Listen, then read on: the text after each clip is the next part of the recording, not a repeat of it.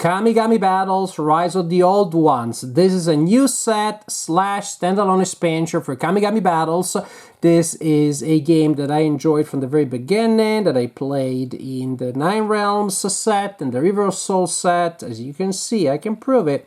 And also, this one has Cthulhu in it, Lovecraftian lore. Because every game, sooner or later, needs a Lovecraftian expansion. Cthulhu is the bacon of gaming. There's nothing that is good without Cthulhu in it, which is not better with Cthulhu in it. And you can always add Cthulhu to anything, just like, again, bacon.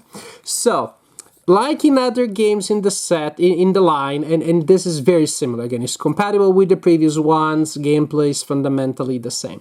Like in the other games, you will be a god or goddess or god X, whatever Cthulhu's preferred gender is. And you can be Cthulhu or Nyarlathotep or Ithaqua or another of these ancient old ones entities. So you will be one of them with specific powers as indicated there. And also you may have a location. Locations are optional, but really you will want them. They just add more options and more decisions to the game. You will have cultists and they will form your initial deck. So you have 2 categories of cards. You can have disciples, and they are sort of the basic cards, and there is a large supply of them. You have the cultist and the high priest.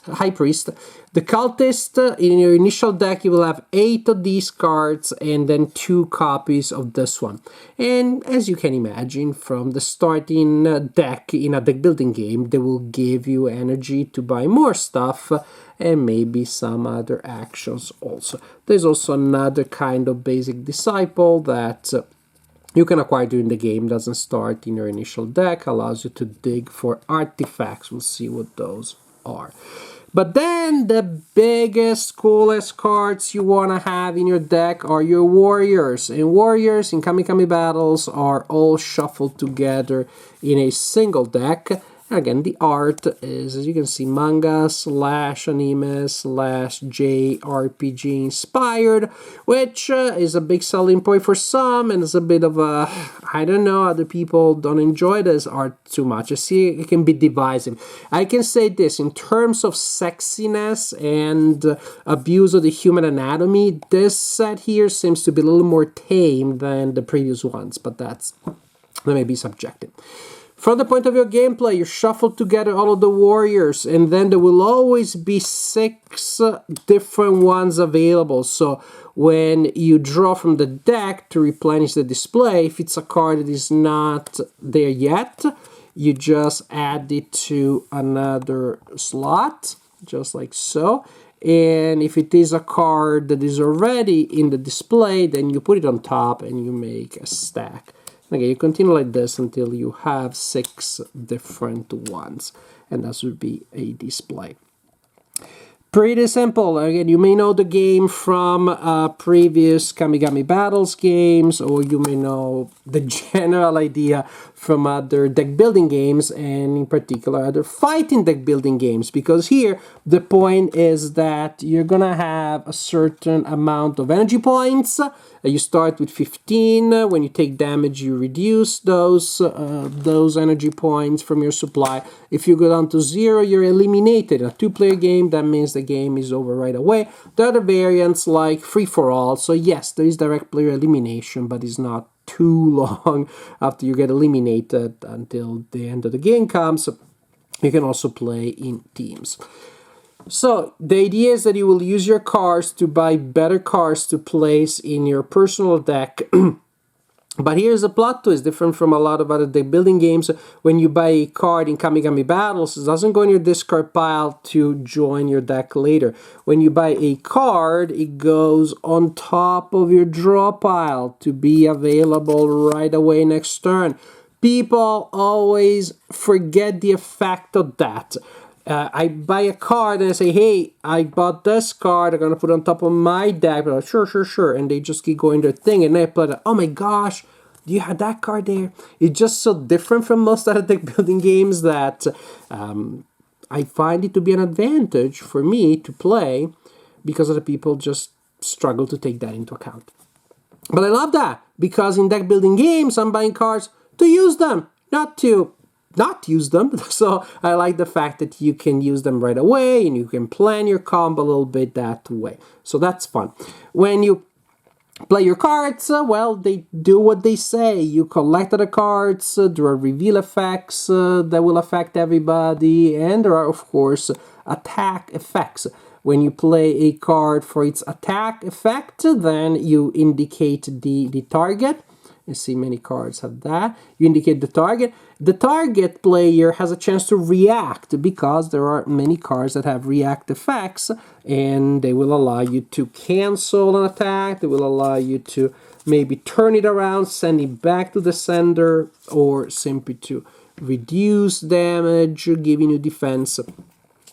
So that's the general idea. You buy cards, play them to acquire more cards, and so on and so forth. Now, during a turn, you can play as many cultists, as many disciples as you want. And you can always play at least one warrior. But if you want to play more, you have to chain them, like we have seen in other games. In particular, I remember Nightfall. That was a game that was popular in the early 2010, in which when you play a card, again, the first card, you can always play a warrior card. But if you want to play more, you see they have a primary energy and 2 secondary energies. If you want to play more cards in the warrior category, then the ones after the first have to have a primary energy that matches the secondary of the card before. So that would be legal for me after the Die Young to play Mary Mark. And if I want to play more, well, right now I don't see any here on the table that would work, but basically I would need a silver or a yellow. And I can go for as long as I have cards that I can chain off. So that's another interesting mechanic there. So far, so good. These are all things that you've seen in Kamigami battles before, but now with different art and different effects. The biggest change in this set is the presence of artifacts. This is a new category of cards, and there are 3 of them available for purchase. And you just buy them. This is the currency that the cards will produce and that you need to pay to acquire the card.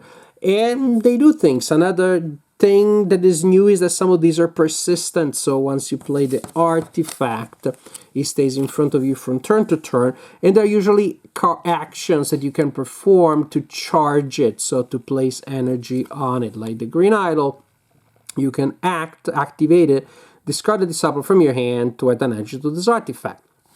At some point, when you want to take, you can take the second action, which is to banish it, remove a number of energy from any god equal to the energy on this artifact. So this is one powerful finisher. And other cards are just gonna, you can pause and read the text to get a sense of what some of these do. And this is really good, but generally speaking, I found these artifacts to be, many of them, pretty situational. There are many situations in which I just don't have the right cards. Maybe I haven't invested a lot in this kind of warrior, and so that's this is not super useful to me. I find the many a little bit specialized, and they really depend on circumstances. One does something if you played a card in defense, but maybe haven't played a card in defense. So, I like the art, but I found that they don't seem to be as reliable and compelling game options as investing on a solid deck of warriors. If the Green Idol shows up, you should go for it because it's powerful. But the other ones are just a little more hit or miss, and a lot of them miss. So there is something there that's the thing that is most original and new to me feels it's probably the weakest thing, or at least the one that I don't enjoy quite as much. Doesn't seem to be all that integrated within the main design. And I find it, well, not really necessary. But I'm very happy with everything else. I like the effects, I like the art, and again, it's the Cthulhu of gaming. So if there is anything that is good without a theme from Lovecraft, it becomes better with it, and now we do. And precisely because it belongs to the same family, everything that you see here is compatible with the previous set, so you can mix and match. So, Kamigami Battles, Rise of the Old Ones. If you already like Kamigami Battles, chances are you're going to enjoy this one. This game is not going to change anybody's mind about the system. It is a system that I like very much, that I think is different from other deck building games, because, hello, you get to use your card that you bought right away. I like the fact that the offer is fluctuating. You don't know exactly which 6 warriors are going to be available. And I like the chaining mechanics. So these are 3 aspects that to me set Kamigami Battles apart from other game systems or the deck building games, and make it its own thing, and make it also something that is fun to play. I enjoy those things. I wouldn't be praising them just because they were different for the sake of it. They're different and they're good. I enjoy all of them.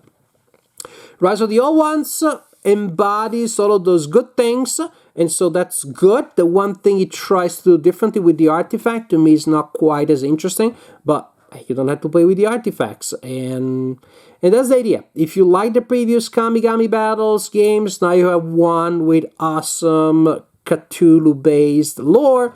If you didn't like them, again, this is definitely not going to be for you, because being compatible with the previous ones and being very similar to them, it's not going to change your mind about the game.